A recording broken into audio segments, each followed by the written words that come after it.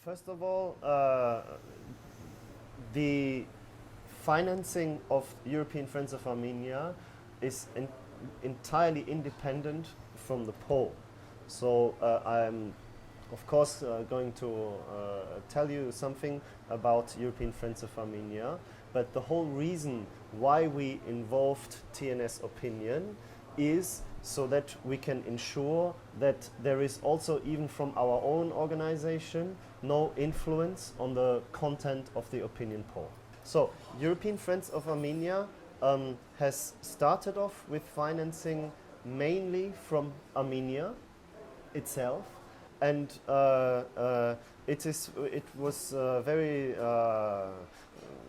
simple thing.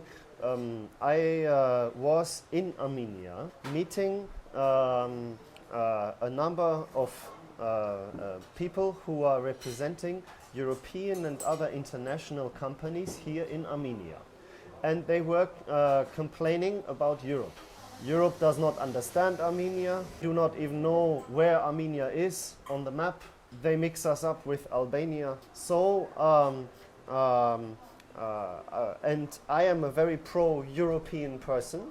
So I told them, but you have many friends in Europe, but they are not organized. They don't even know each other. And there are also many friends of Europe in Armenia, also not well organized. The two sides do not know each other. So if I had this problem, I would organize an NGO so that they can build up a pool of friends of Armenia who are in Europe and who are European. And then these people will be, you need to help their hobby of loving Armenia, of being a friend of Armenia.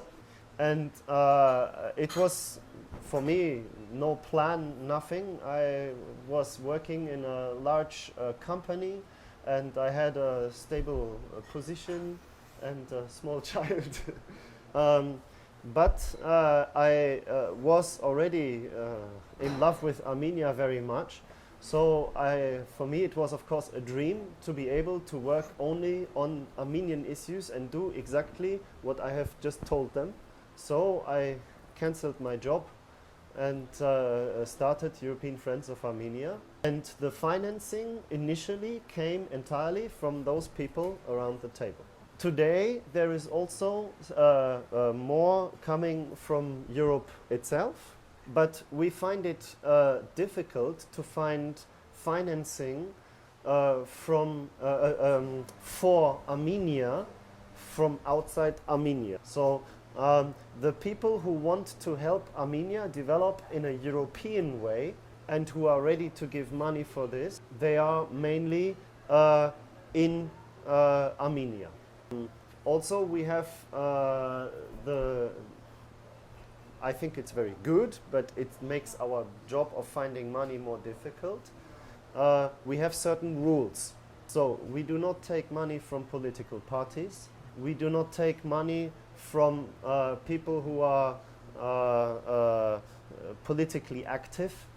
And we have a strict, we call it non-interference clause. It means that when somebody gives a donation to European Friends of Armenia, I don't ever want to receive a phone call or an email saying, I did not like your last press release or something like this. If they, after the end of the year, do not think that we have helped enough Armenia develop in a European way, then they can stop financing. But the non-interference clause is two ways. We also do not interfere in their business. This means the companies that they are representing are international companies. Some of them are also active in neighboring countries. If we publish that this company is financing to some part European Friends of Armenia, of course it will be a problem for this company in those countries. So this is it. There is mutual non-interference, and it works very well. I really never receive any comments, or I don't even manage to get them to read this because they're too busy often.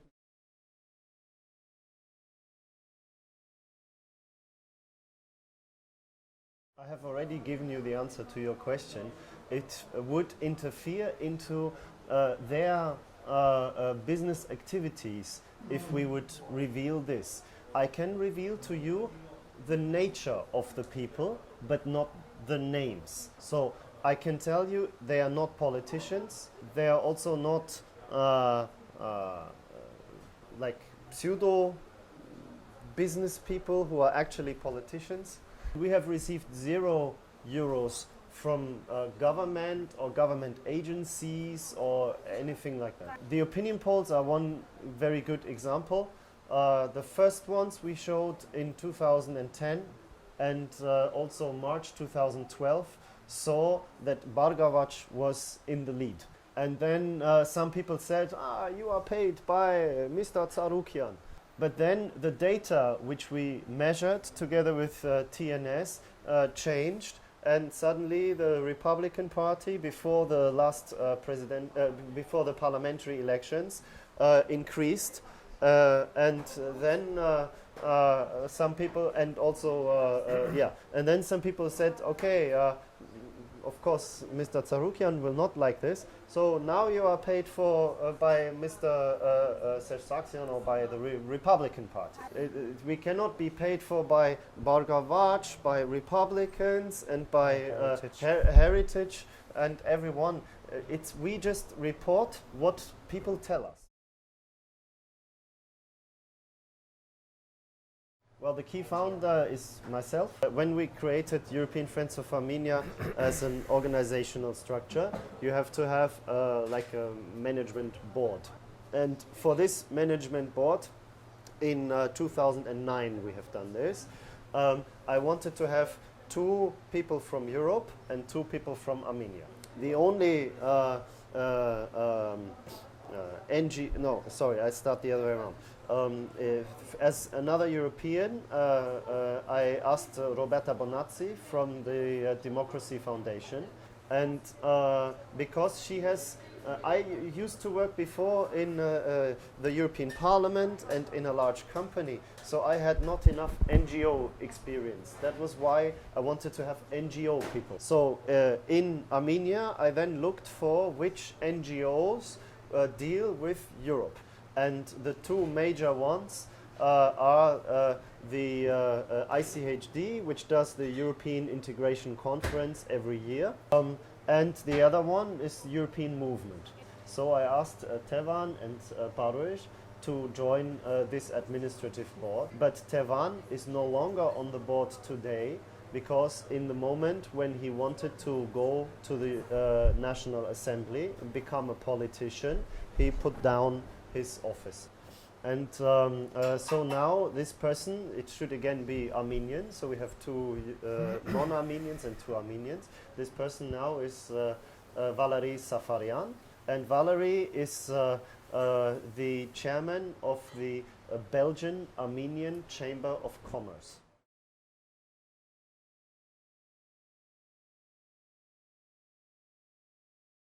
They did not take this decision, and it was not of their interest.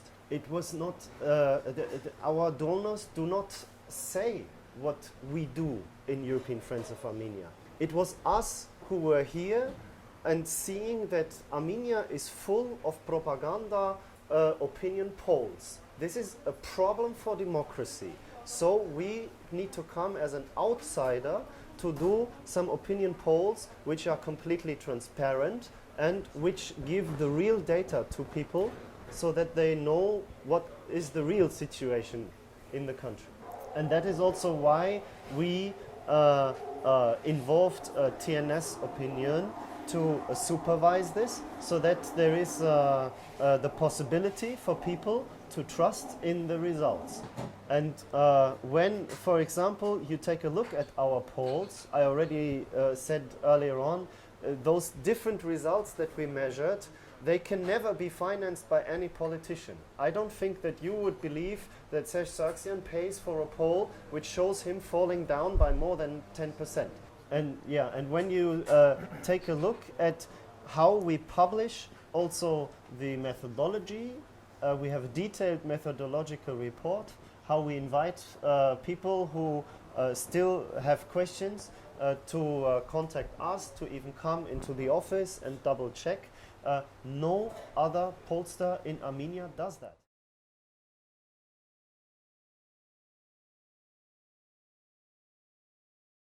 We didn't participate in the commissioning of the poll, but we participated in the technical setup, in the design of the questionnaire, in controlling the data and so on. So, and even here you see that we also as an organization, we make suggestions. We discuss it of course with European Friends of Armenia and with IPSC because they have the local context knowledge.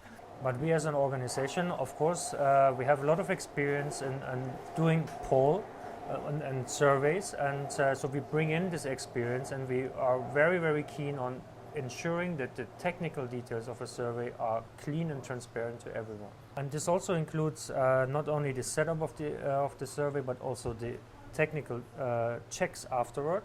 So IPSC is doing their own checks, and then TNS Opinion on top is checking data. Also whether the survey was implemented as we discussed it before, and we also call people, respondents in Armenia, and verify the answers they gave us or IPSC, and so we check whether there is a consistency between what we see or what we receive as an answer and what IPSC receives. No, Armenians, we have another local institute which does the calls for us, Armenians calling Armenians. And this agency is our provider, it's a TNS provider in this region, and they implement for TNS all the projects we have in this region, like Georgia, Armenia, and going to the east. They are based in Georgia. No, it has been done from Georgia, but Armenians working and living in Georgia did this for us, and we controlled their work. This company is working with us since several years, only for clients like, for instance, the World Bank. The institute is called GOBI.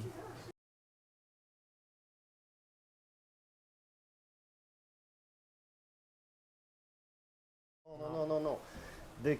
The poll is commissioned, first of all, by European Friends of Armenia, meaning from Brussels. Hovhannes, basically, we needed Hovhannes in the setup of the Armenian branch. And when we had no office and when we had no one working for us here in Armenia, he took this position as an honorary position. But just to be absolutely clear, he did not and he cannot decide on the budget of the poll, or if we are doing a poll, the date of the poll, do we do one poll or two polls, do we do no poll? He has no decision power on any of these questions. These decisions by our organizational charter, which is between Armenian branch of European Friends of Armenia and the headquarter of European Friends of Armenia, they need to come from me. And the reason that Hovhannes, who is also a personal friend of mine, who I trust very much, this was the reason why I worked with him, and I wanted to have him as our honorary director when I had, in 2009, no one here in Armenia to set up some Armenian branch. And the involvement of TNS Opinion, of course, is the second layer of control. And that's why I believe that the work that has gone into the design of this opinion poll is exceptional. You will not find any other opinion poll in Armenia, and I make this claim very firm, which has so much checkup. Technique or the methodology how to implement this survey comes from us. So we told them what we would like to have, and then we discussed how to implement it in Armenia, but we are the ones who prepared the methodology and also the analysis. So, and to do this, we had a very long meeting last week with two people coming from Brussels, discussing all the different steps with the colleagues here, with the colleagues at IPSC, to make sure that everyone in the team knows what we want to do, understands what we want to do, and that in the end we and also demonstrate then that we will check everything. Well, we're very proud of that. Every person who works on this poll in this local partner knows that he is being checked. At the moment when the person walks out to pick a random house, he knows that his way is recorded. So, for example, if one interviewer does not walk exactly this random walking route, it's a complicated mechanism to find randomly which house to ask, then afterwards it shows, and the interviews he has done are not used. They are taken out and they are not considered in the database. There's one important aspect here, which is really important. We do not delete interviews because we don't like them. We delete them because they didn't follow the rules. And nevertheless, all this data are recorded and transparent. And about every single interview which was qualified as invalid, you can find information in the report. Just to add another thing, when it's not only about knowing that they are controlled, we also send observers to the field to see whether the interviewer behaves exactly, whether he or she conducts the interview as we agreed.